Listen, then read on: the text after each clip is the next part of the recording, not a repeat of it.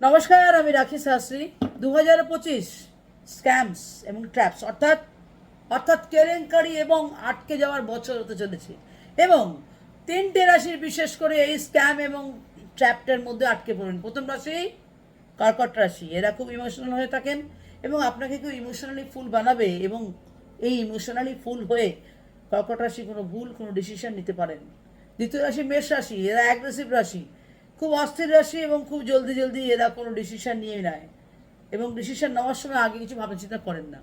ফলত হঠাৎ করে কোনো ডিসিশন নিয়ে এরা রং ডিসিশন নেবে এবং তার জন্য কিন্তু পচাতে হবে।